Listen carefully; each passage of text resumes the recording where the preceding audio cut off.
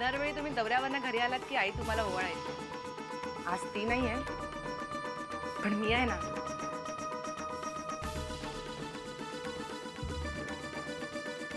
या आता. कृष्णा आत्या साहेबांनी आपल्याला 2 दिवसासाठी मुंबईला येण्याचं आमंत्रण दिलंय. आई बाबांची आठवण आली. बस झालं नर्मदा पुराण. त्यांना जाऊन 3 महिने झालेत ना आता. काकू, माझ्या आईबद्दल एक शब्द सुद्धा ऐकून घेणार नाही मी. Come on Ahilya, come on, this is too much. मला एकदाच सांगून टाका की या घरात माझी काय किंमत आहे ती. खूप क्षुल्लक गोष्ट आहे, खूप जास्त मनाला लावून घेतेस तू. एका नोकरासाठी जो तो मला नको नको ते बोलला, तेव्हा त्यांना का नाही असं बोलला? कोण जो तो म्हणजे कोण? आत्याच बोलली ना. अमृता सुद्धा बोलली. ते नाही ऐकलं? एका नोकरासमोर हात धरला माझा, ते नसेल दिसलं? तू सारखं सारखं त्या जानकीला नोकर नोकर असं नको म्हणूस. मग काय म्हणू? मालक? कम ऑन अहिल्या, प्लीज. आपल्या गावाकडचा शेतकरी, त्यांची मुलगी आहे ती. इथे काहीतरी घरी अडचणी आल्या म्हणून आपल्याकडे राहायला आली आहे ना. आणि काय इथे नुसतं बसून खात नाही, काहीतरी कामं करत असतेच ना. म्हणून तिने कसंही काम केलं तर चालेल का तुम्हाला? कम ऑन, तिने काही मुद्दामून नेम धरून तुला चेंडू मारला का? काही गुन्हा केलाय का? आणि मुळात गुन्हा करण्यासाठी काहीतरी इंटेन्शन लागतं. It was just an accident. बास, तुमची वकिली बास करा. खड्ड्यात गेली ती मोलकरीण. पुन्हा मोलकरीण? ही म्हणजे पालथ्या गड्यावर पाणीच आहे. मी तिला मोलकरीणच समजणार, पण त्या नोकरांची ढाल करून आत्याबाईंनी जे तोंडसूक घेतलंय माझ्यावर, त्याचं काय? एक मिनिट. आत्याला तुला बोलायला, तुलाच काय कोणालाही बोलायला कुठल्याही नोकराची ढाल करण्याची गरज नाहीये. हं, मला बोलण्यासाठी त्या सतत कारणं शोधत असतात. तू कारण देतेस. तुम्ही मला समजवायला आलात की त्या सगळ्यांची बाजू घ्यायला? त्यांना काही समजवण्याची गरजच नाहीये, समजूतदारच आहेत ते. तू मात्र कधी कधी जे बोलतेस, जसं काय बोलतेस. म्हणायचंय तुम्हाला? नाही, काही नाही. मला एवढंच म्हणायचंय की तू जे बोलतेस त्यामुळे मग जरा गोंधळ निर्माण होतात. ते तुला समजून घेत नाहीत. तुम्ही तरी कधी मला समजून घेतलंय का? घेतलंय तर. हे बघ, तुझ्याबद्दल मला एक गोष्ट मात्र नक्की कळली. काय? की काहीही झालं तरी तुला सिरियसली घ्यायचं नाही, दुर्लक्ष करायचं.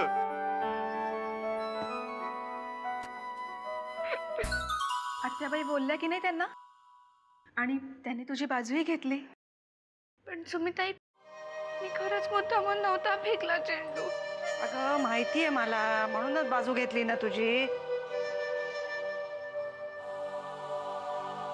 मला गावाला जायचंय.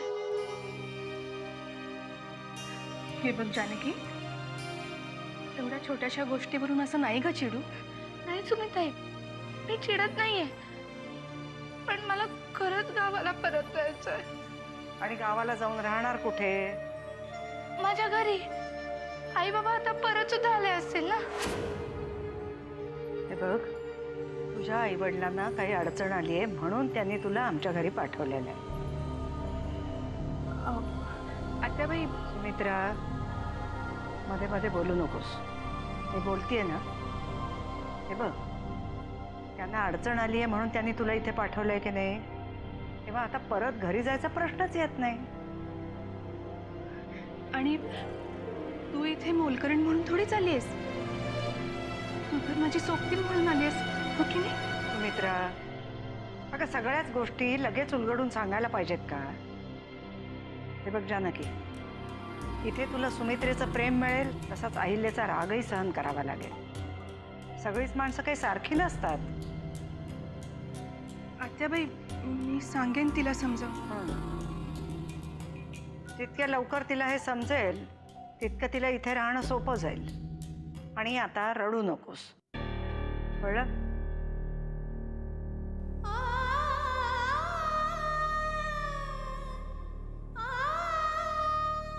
सुनते, आई बाबांना काय अडचण आली आहे? मला खरंच माहित नाही ग, पण आत्याबाई बोलल्या त्यात काहीतरी तथ्य नक्कीच असेल ना. जानकी, मला एवढंच माहिती आहे, आपले आई बाबा कुठेही गेले ना तरी त्यांचं लक्ष आपल्या मुलांकडेच असतं. हं? सुमित्रा आले.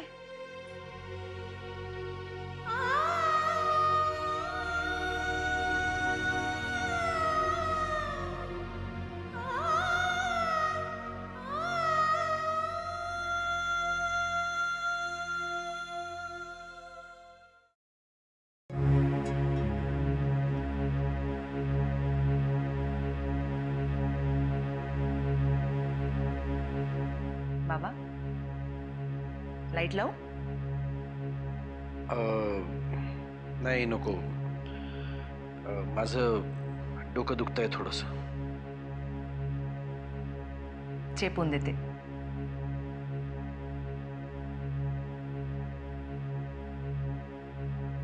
आईची आठवण येते.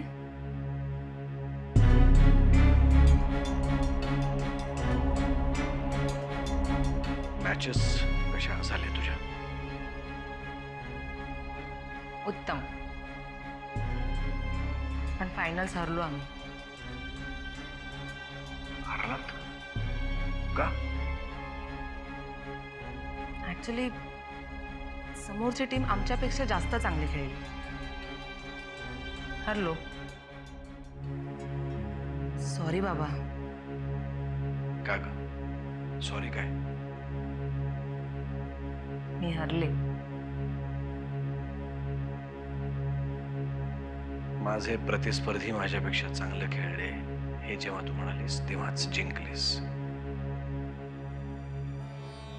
खूप कमी हरणारे जिंकणाऱ्यांचा असा सन्मान करतात. पुढच्या वेळेला मी नक्की जिंकेन. पण मी असायला हवं ना तेव्हा. म्हणजे म्हणजे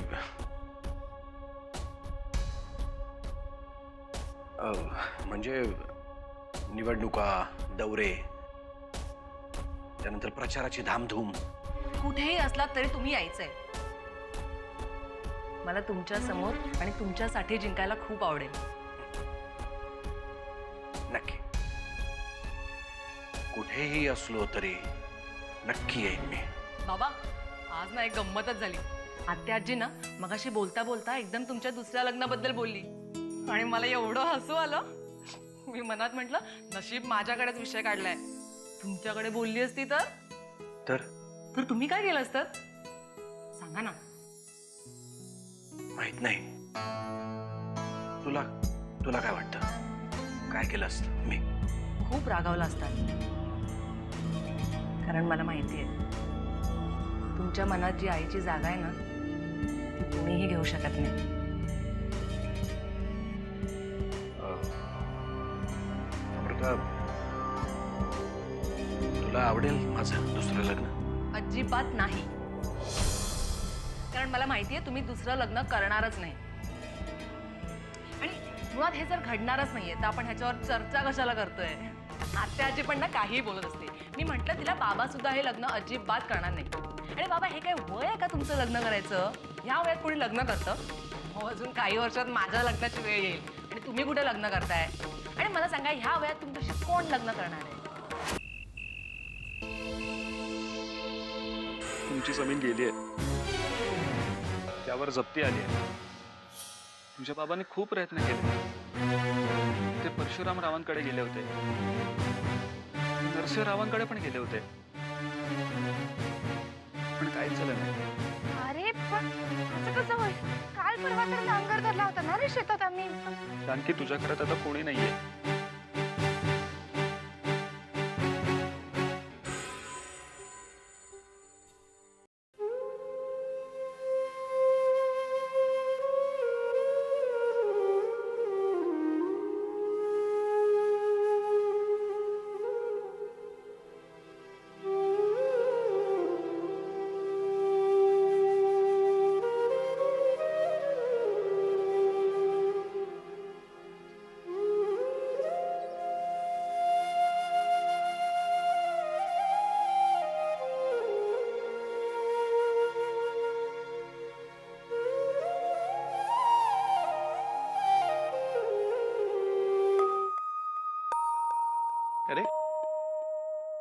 तू कधी आलीस?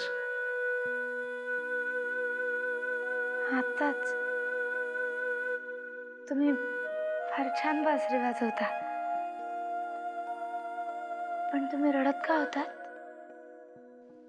चल, मोठी माणसं रडतात कधी? का? दुःख सगळ्यांनाच होतं की. पण मला तर काहीच दुःख नाहीये. तू पाहतेस ना मला दिवसभर, सारखा हसत असतो मी, सगळ्यांना हसवत असतो. ओके? पण तरी आत्ता रडतच होतात की. हे बघ काय होतं, मी बासरी वाजवण्यात असं रमून गेलो होतो ना, हं? म्हणून मग कसं असतं, माणसं आपला एकटेपणा असतो की नाही, अशा वेगवेगळ्या पद्धतीने घालवतात. मी बासरी वाजवतो, मग काय होतं, एकटेपणाचे काही काही सूर होतात आणि थोडंसं पाणी. साहेब, बासरी वाजवल्यावर असं होतं? आणि तुम्हाला साहेब काय म्हणतेस ग? मग काय म्हणू? बस खाली बस. बस.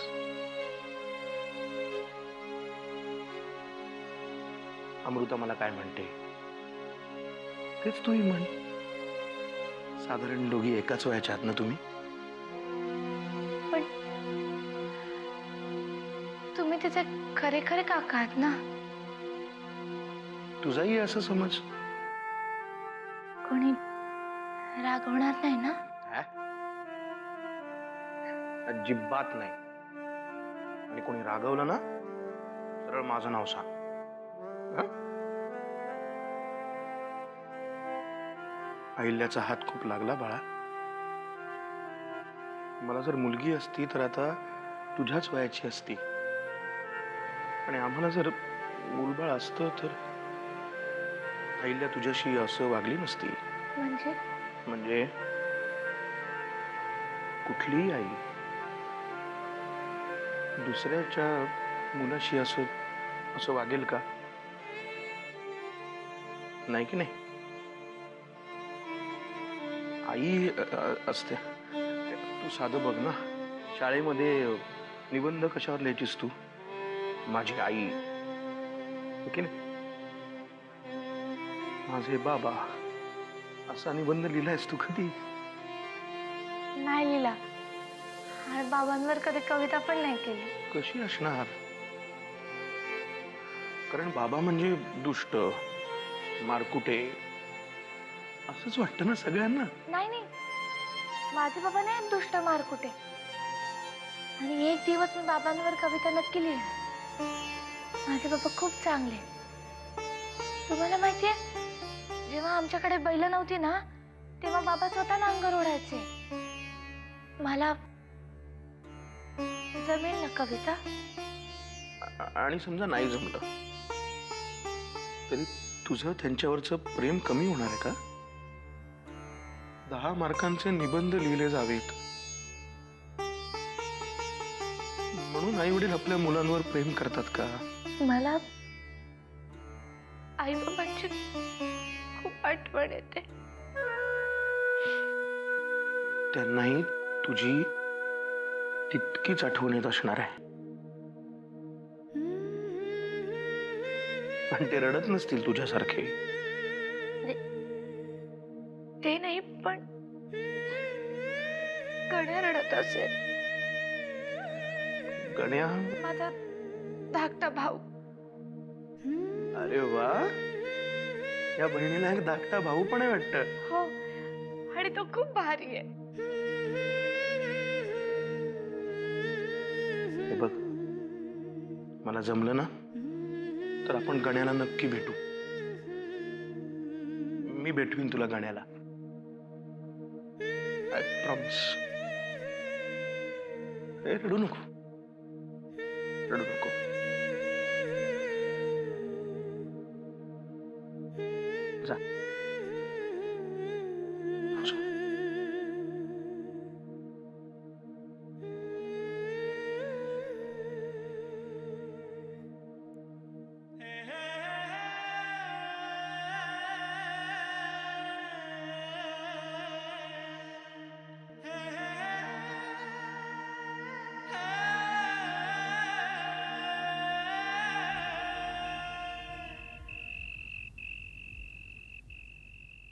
घे.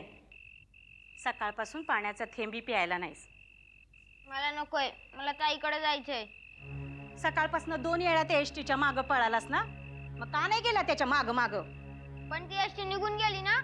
तुला कोणी सांगितलं ती एसटी आपल्या गावाला जाते म्हणून? अशाच एसट्या जातात आपल्या गावाला.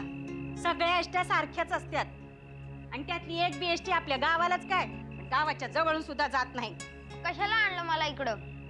ताटात भाकरी बरोबर कांदा दिसतोय ना, तो तरी कधी पाहिला होतास का तिथं?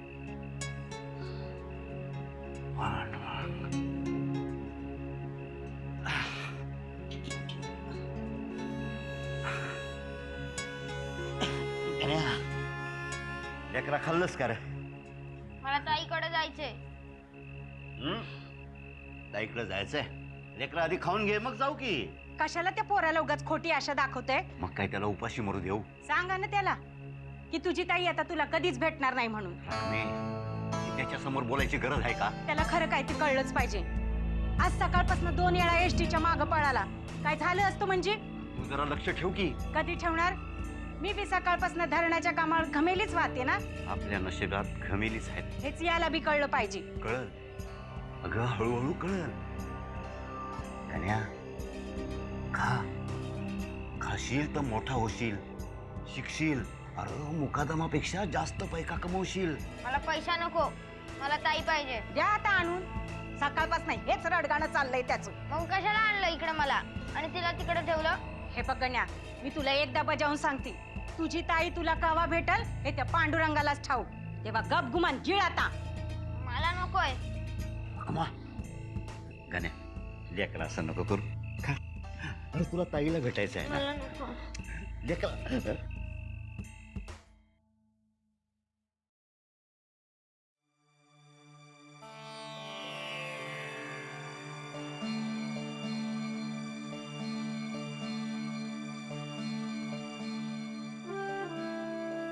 कोणी काही पण म्हणू, पण मला माहितीये मी माझ्या आई बाबांना नकोशी नव्हते झाले. त्यांना काहीतरी अडचण आली असणार आणि बाबा त्यांची कोणतीच अडचण मला कधीच सांगायचे नाही.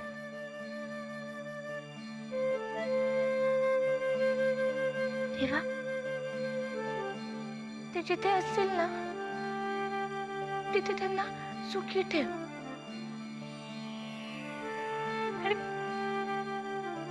आणि गण्याला पण खूप मित्र येतो आणि आता तर मी पण त्याच्या जवळ नाहीये.